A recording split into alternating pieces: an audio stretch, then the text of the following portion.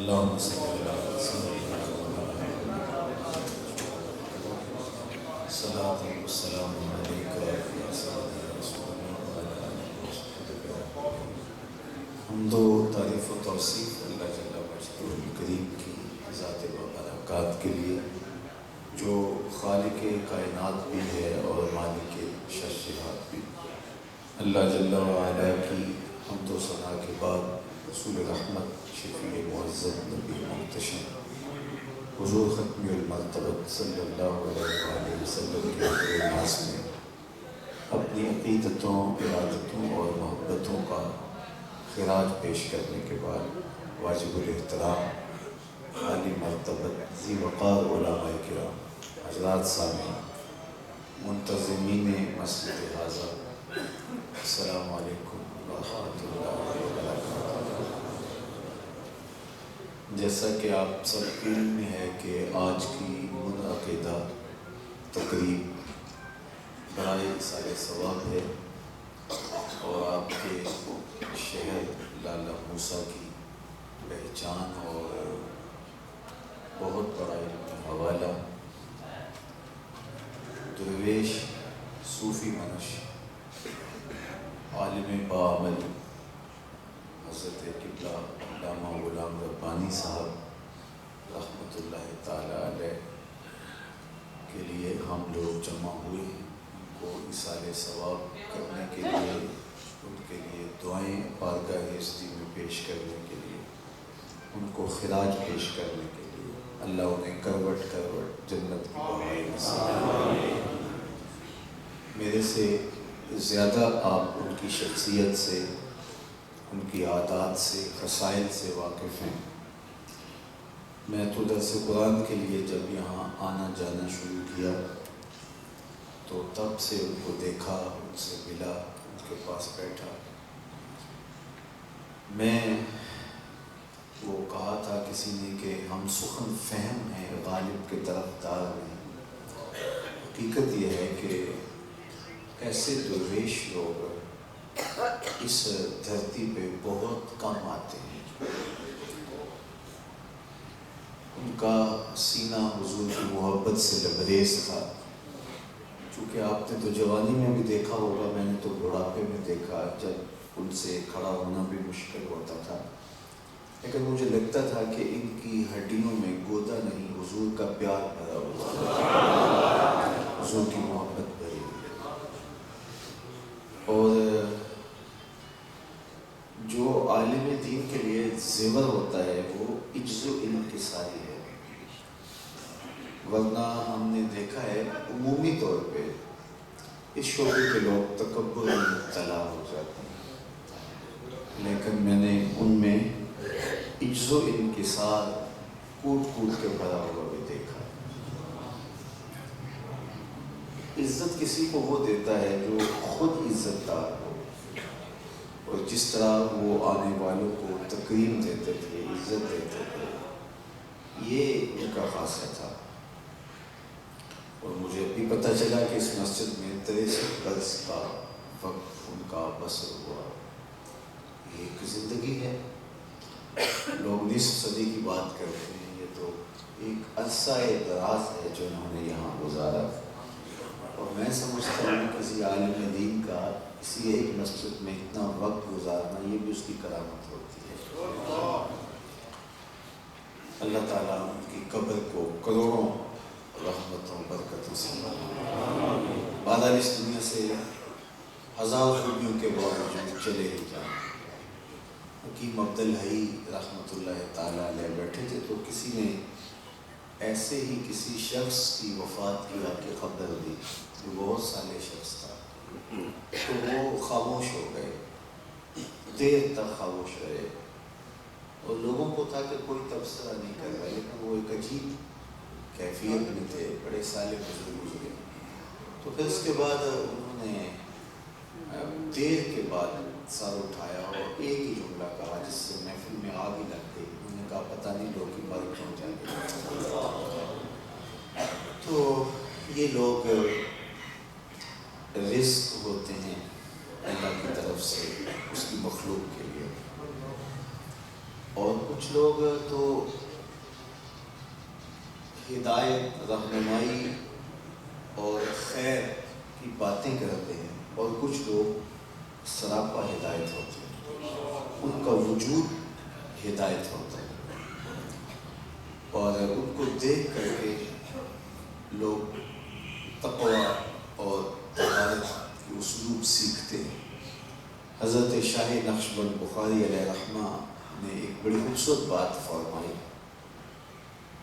اور اگر میں یہ حضرت کے بارے میں کہوں تو محل ہوگی۔ انہوں نے کہا کہ جس شخص کی خاموشی فائدہ نہیں دیتی، اس کی تقریر بھی فائدہ نہیں دیتی۔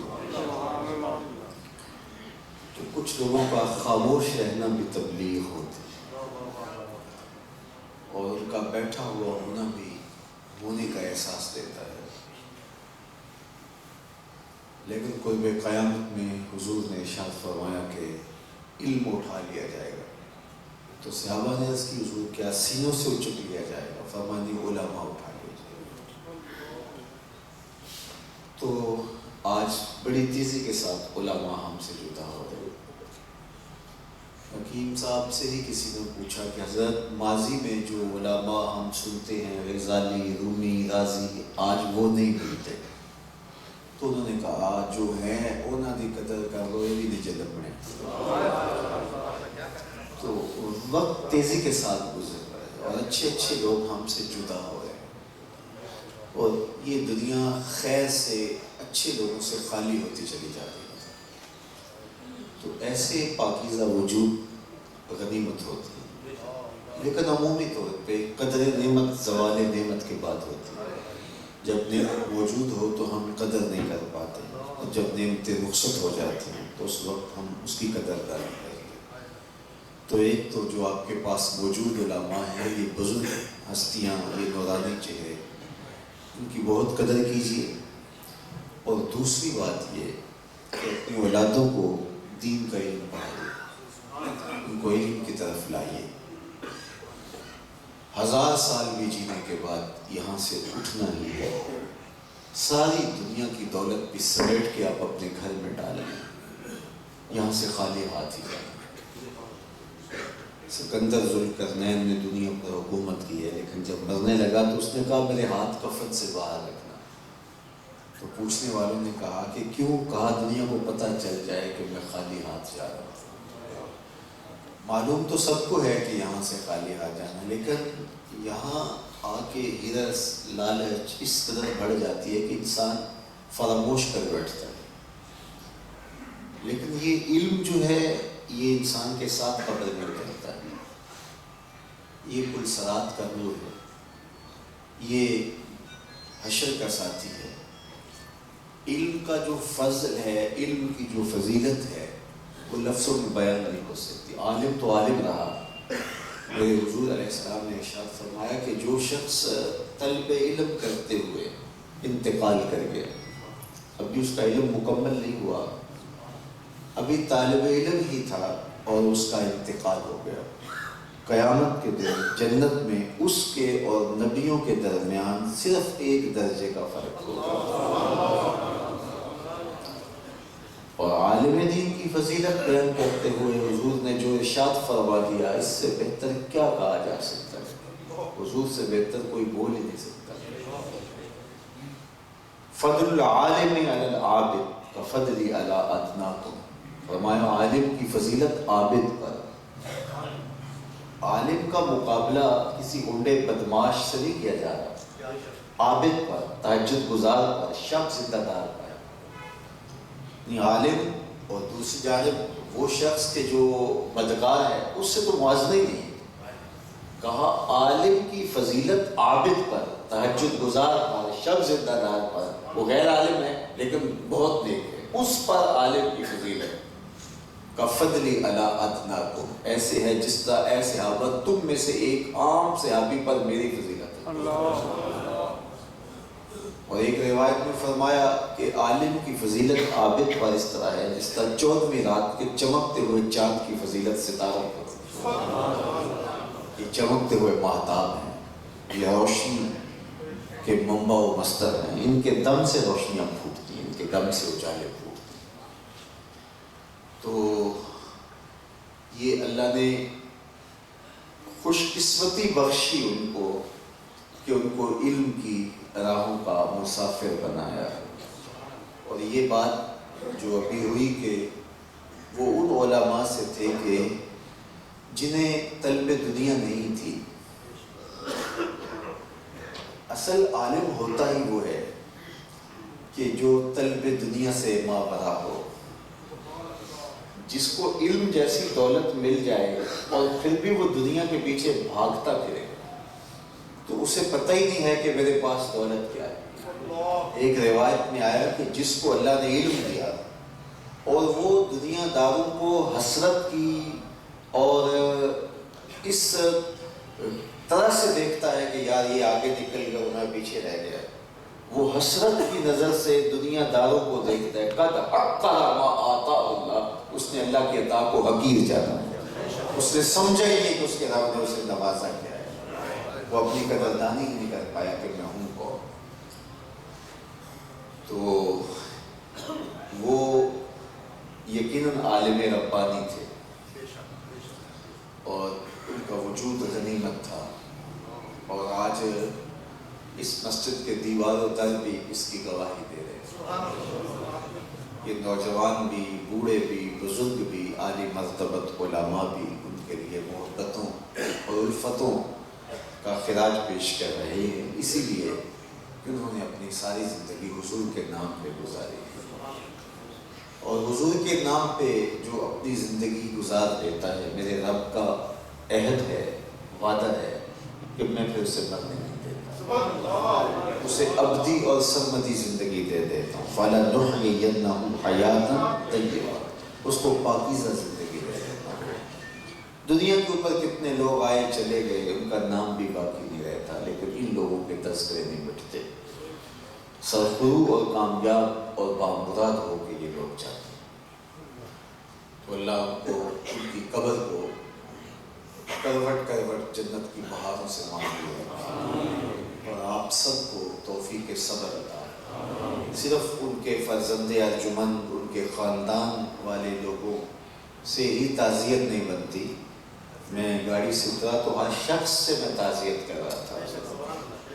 کچھ لوگ ہوتے ہیں کہ ان کی تعزیت ان کے خاندان کے لوگوں سے کی جاتی ہے، اور کچھ لوگ ہوتے ہیں کہ پورے شہر سے تعزیت کرتے ہیں، اس لیے کہ وہ پورے شہر کے باپ ہوتے ہیں، وہ پورے شہر کے سرپرست ہوتے ہیں اور پورے شہر پر وہ شفقتوں کا گھنا شجر سایہ دار ہوتے ہیں.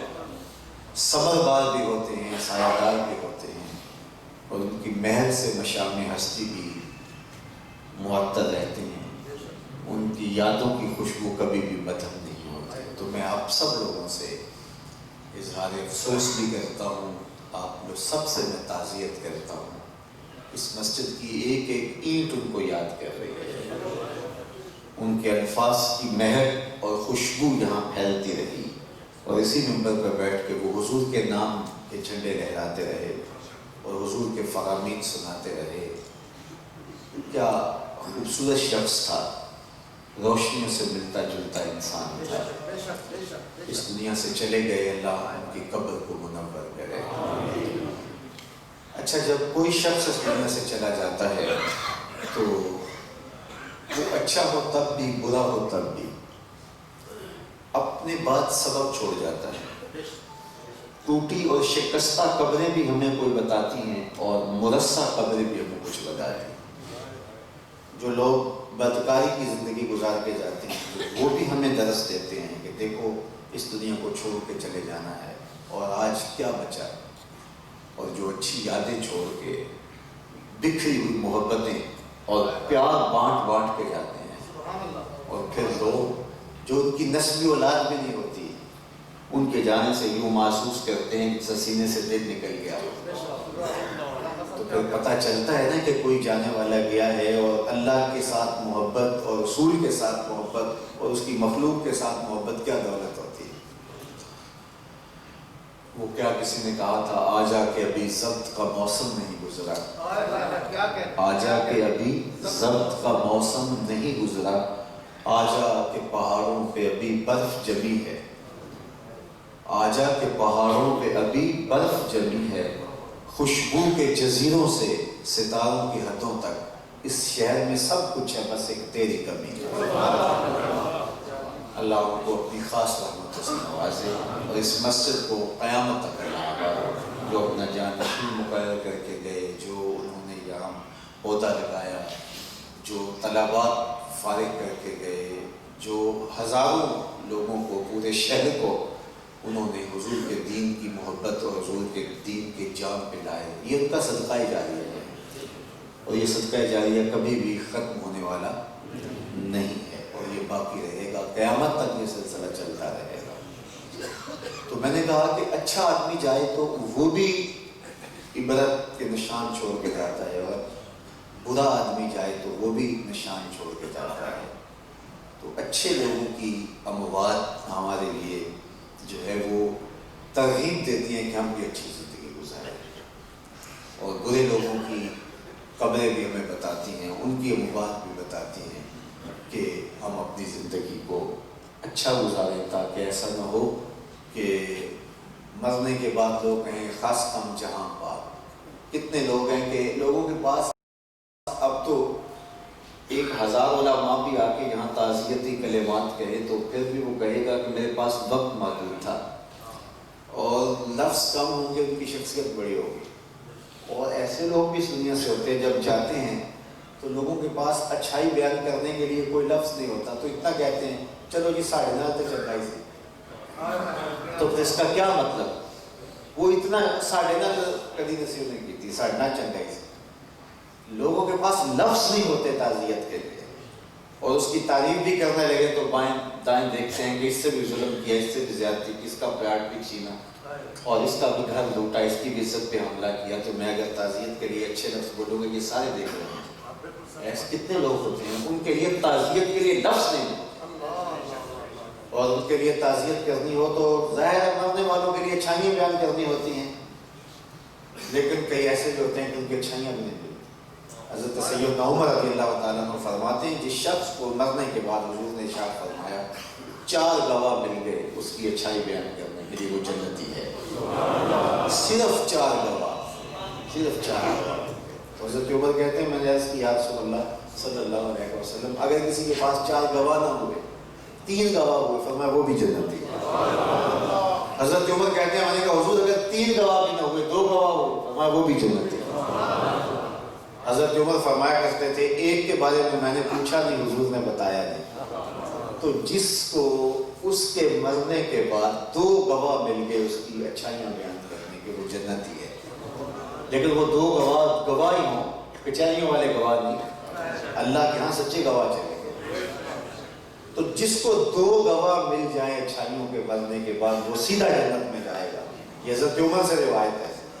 اور جس کی اچھائی کی گواہی سارا شہر دے رہا،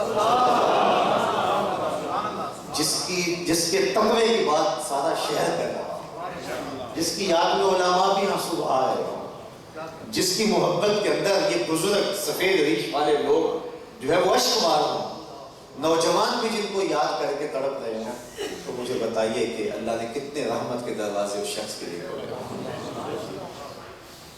تو ایسے لوگ روز روز نہیں آتے، غنیمت جانو، اچھے لوگوں کے وجود کو غنیمت جانو۔ اچھے لوگ بھی اللہ کی طرف سے رزق ہوتے ہیں، اور رزق کی اگر قدر نہ کی جائے تو رزق اٹھا لیا جائے۔ اچھے لوگوں کی ہمیشہ قدر کرو، قدر کرنا سیکھو، ان کے پاس بیٹھا کرو، ان کی صحبت۔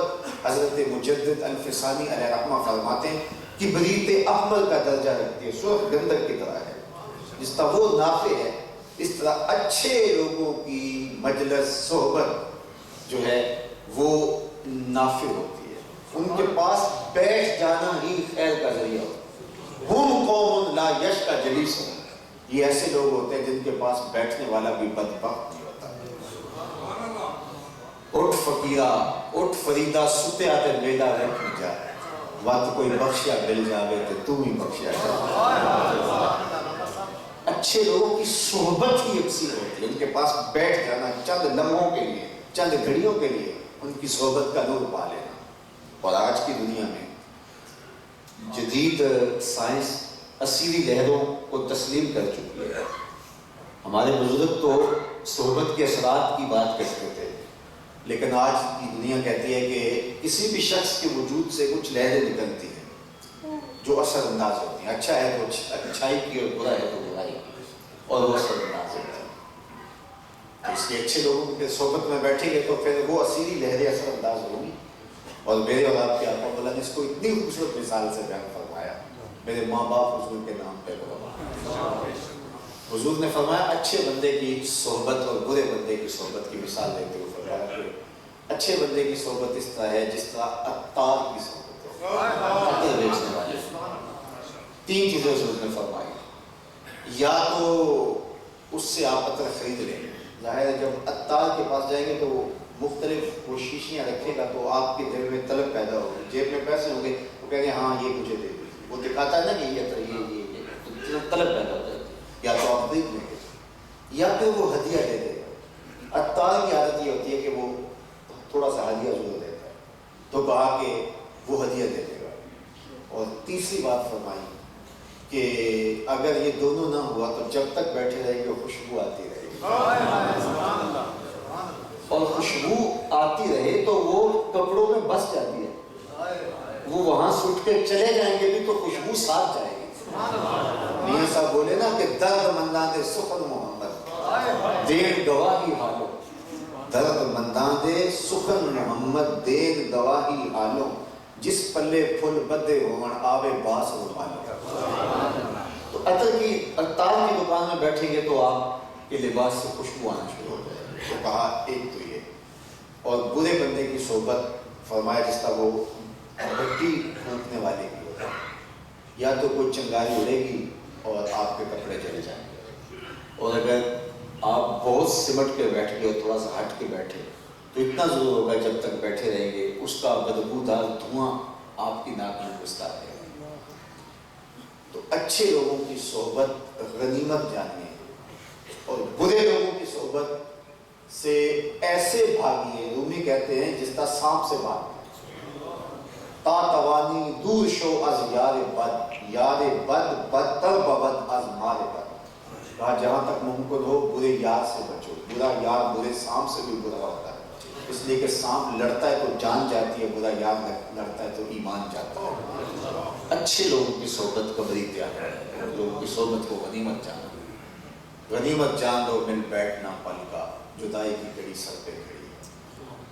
تو آج ہمیں اس بات کی ضرورت ہے۔ دوسری بات کہ یہ دنیا کی بے ثباتی کہ یہاں کوئی جتنا بھی جیے اور کتنا بھی اچھا کیوں نہ ہو اس نے بھی جانا ہے، جب پیغمبر بھی چلے گئے تو ہم کو، جب بادشاہ کج کلا اور بڑے بڑے حکیم جو دارو دیں اور بیماریاں ختم ہوں، جب اپنی موت کا علاج وہ بھی نہیں کر سکے، جب پہلوان رستم و سہراب چلے گئے تو ہم کون، جن کے پاس لشکر اور فوجیں تھیں جب وہ بھی اپنے آپ کو اس دنیا پہ نہ رکھ پائے تو ہم کیسے رکھ پائیں۔ خوش نصیب وہ ہوتے ہیں جو اس مختصر زندگی کو آخرت کے لیے گزارتے ہیں۔ یہ دنیا آخرت کی کھیتی ہے، یہ دار العمل ہے، آخرت دار الجزا ہے، اور آج جو بیج بولو گے کل کاٹ لو گے، آج کا بویا کل کا پھل ہوگا۔ یہ دنیا بوائی کا موسم ہے، آخرت کٹائی کا موسم ہے۔ وہ 63 برس یہاں بیٹھ کے بیج ڈالتے رہے، اب وہاں باغ ہیں جن میں سیر کر رہے ہیں۔ ہم نے اس دنیا میں بیج لگانے، یہ دنیا آخرت کی کھیتی ہے۔ اور مجھے بتائیے جو کسان بوائی کے موسم میں سحری کے وقت اٹھتا نہیں، کھیتوں میں جاتا نہیں، ہل چلاتا نہیں، بیج ڈالتا نہیں، پانی دیتا نہیں، سہاگا لگاتا نہیں، اور جڑی بوٹیاں تلف نہیں کرتا بلکہ کلف لگے لباس پہن کے گھومتا ہے، تو کیا کٹائی کے موسم میں اس کے ہاتھ کچھ آئے گا؟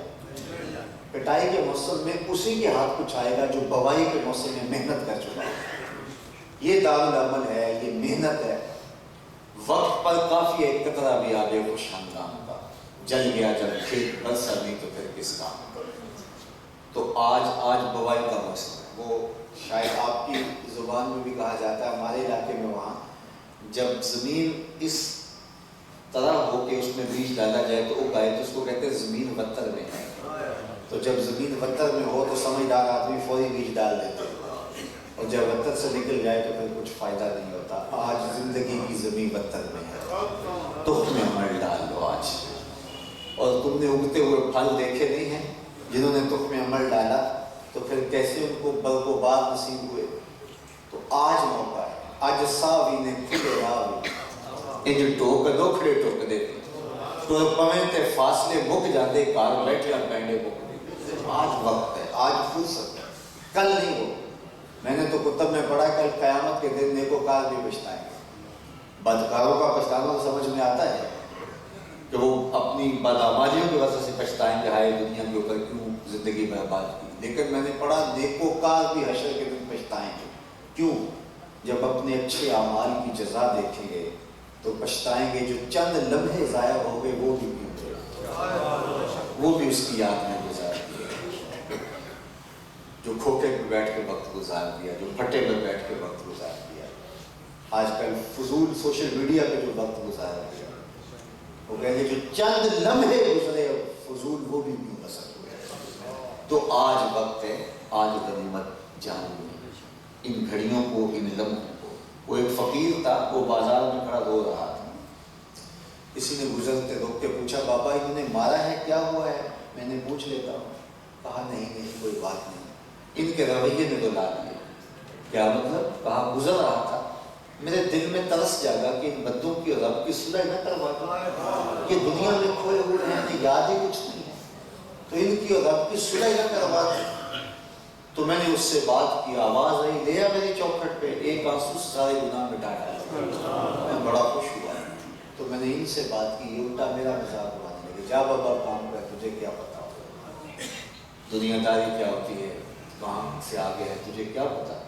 اور یہ میرا مذاق اڑانے لگے. تو مجھے ان پہ افسوس ہو رہا ہے, ان پہ رویے پہ ہو رہا ہے کہ وہ تو مان رہا ہے, یہ نہیں مان رہا.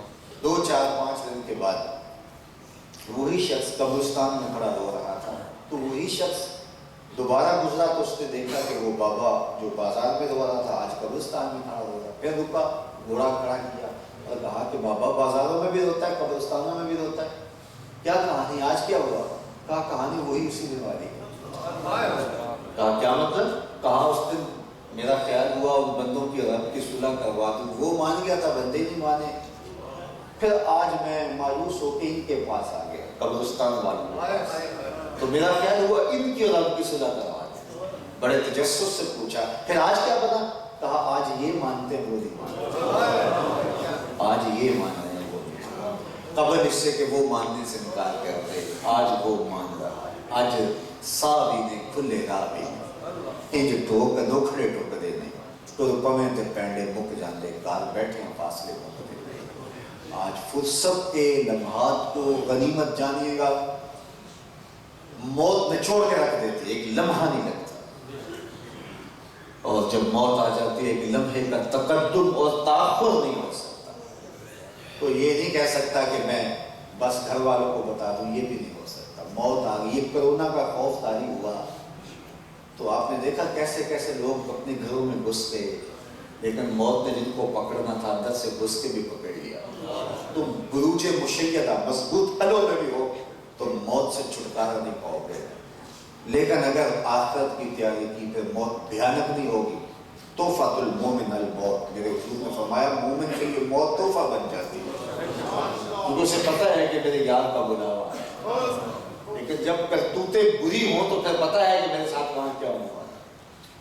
حضرت ابراہیم خلیل اللہ کو جب حضرت اسرائیل نے آ کے میسج دیا رب کا کہ میں قبض روح کے لیے آیا ہوں, تو انہوں نے کہا کہ اسرائیل عجیب کہانی ہے کہ میرا رب مجھے اپنا خلیل بھی قرار دیتا ہے اور تجھے میرے نام تجھے پیغام دیا اور میری موت کا سندیشہ لے کر آ گیا. کبھی ایسا بھی ہوا ہے کوئی یار کی موت چاہے؟ خلیل عربی میں کہتے ہیں گوڑے یار خلت سے ہے. تو کہا میرا رب مجھے اپنا خلیل کہتا ہے اور پھر تجھے بھیج دیا میری روح کے قبض کرنے کے لیے. کبھی ایسا بھی ہوا ہے کوئی یار کی موت چاہے؟ کہا میں تو حکم کا پابند ہوں, آپ کا میسج جا کے رب کی بارگاہ میں پیش کر دیتا ہوں. واپس چلے گئے. مالک تیرے خلیل کا تیرے نام یہ پیغام کہ کبھی کوئی یار کی موت چاہتا ہے. تو کہا جا پھر میرے خلیل کے پاس اور جا کے میسج دے میرا کبھی ایسا نہیں ہوا یار بلائے اور یار ملنے نہ آئے. اور حضرت اسرائیل آ کے یہ پیغام دیتے ہیں تو روح تھڑپنے لگ جاتی ہے, تڑپنے لگ جاتی ہے, پھڑکنے لگ جاتی ہے کہ دیر نہ کر جلدی قبض کر. پھر موت تحفہ بن جاتی ہے. جانا تو ہے ہی, یہاں کسی نے نہیں بیٹھ رہے گا, جانا تو ہے ہی. تو اچھا نہیں ہے کہ اس اعزاز کے ساتھ جائیں. اللہ اکبر, میرا رب کیا خوب فرما رہا ہے, یا ایھا انسان ما غرک بربک الکریم. او بھٹکے ہوئے انسان, آجا پلٹ کے, تیرا رب بڑا ہی کریم. آجا آجا, اس کی رحمت آواز, آنا تو نے ہے. پھر جو کفن میں منہ چھپا کے آتا پھرے گا, پھر جو لوگ تجھے پکڑ کے لائیں گے, اچھا نہیں اپنے قدموں سے چل کے آ جا, خود چل کے آ جا, میری رحمت تیرا استقبال کر رہی, آجا. ما غرک بربک الکریم, آجا تیرا رب بڑا ہی کریم. اللہ اللہ زی خالق کا, وہ رب وہ تجھے بلا رہا ہے جو تیرا خالق لگتا ہے. دیکھ رشتہ کتنا برا ہے. ماں اولاد سے جتنا پیار کرتی ہے, دنیا کے کسی ترازو پہ اس کو تولا جا سکتا ہے؟ یہ جی ٹی روڈ پہ آپ چلتے ہیں تو ترازو گاڑ دیے گئے, یہاں پورا کنٹینر تول لیا جاتا ہے. اتنے ہیوی کنڈے لگا دیے گئے, پورا کنٹینر تول لیا جاتا ہے. میں کہا کرتا ہوں آج تک کوئی ایسا ترازو ایجاد نہیں ہوا جس پر ماں کا پیار بھی تولا جا سکتا ہے. ماں جب بولتی ہے اس لہجے میں جبریل بولتا ہے. ماں جب مسکراتی ہے لگتا ہے جنت کی ساری کلیاں کھل اٹھی. اس کے سینے میں درد درد محبت کا آواز, جہاں کوئی ماں کی محبت کا کوئی جوڑ ہی نہیں. ماں محبت اتنی کیوں کرتی ہے؟ آپ کا ایک ہی جواب ہوگا, اس لیے کہ ماں نے اولاد کو جنم دیا ہے. میرے اس جملے پہ میری گفتگو اختتام کی طرف بڑھ رہی ہے. جس ماں نے جنم دیا وہ اتنا پیار کرتی ہے, جس نے خلق کیا وہ کتنا پیار کرتا ہے. ماں نے جنم دیا ہے, اس کے پیار کا کوئی ٹھکانا نہیں ہے. جس نے خلق کیا ہے اس کی محبت کا کیا اندازہ ہو. تو ماں کی گود چھوڑ کے بندہ بھاگ جائے, بچہ بھاگ جائے, تو ماں کہتے پتر آجا واپس, اتنی ٹھنڈی چھاؤں نہیں ملے گی. تو مالک کی رحمت آواز دے گیا, یا ایھا الانسان ما غرک بربک الکریم الذی خلقک فسواک فعدلک فی ای صورۃ ما شاء رکبک. او بھاگنے والے آجا پلٹ کے, میں تیرا خالق لگتا ہوں. آنا تو نے ہے ہی. پھر جو کفن میں منہ چھپا کے آتا پھرے گا, ایاک سن لوگ یعقوب تینوں یہ دو ٹرپیوں سے کا جگہ. پھر جو سال منہ ڈھانپ کے چل پڑے گا تو اچھا نہیں اپنے قدموں سے چل کے آ جائے. تو پھر تیرا اعزاز ہی ہوگا, تیری تکمیل ہی ہوگی, تیری شان اور تیرا پاک پن ہوگا. اللہ تعالیٰ جل شانہ ان کی زندگی کو قبول فرمائے, ان کی زندگی کی اچھائیاں قبول فرمائے, ان کی خدمات دینیاں مستجاب فرمائے. اللہ ان کی آخرت, ان کی دنیاوی زندگی سے کروڑا درجہ بہتر فرمائے, اور اپنی پناہوں کے حصار میں رکھے. ان کی قبر کو وسیع, کشادہ, منور, خوشبودار اور ٹھنڈا رکھے. وآخر دعوانا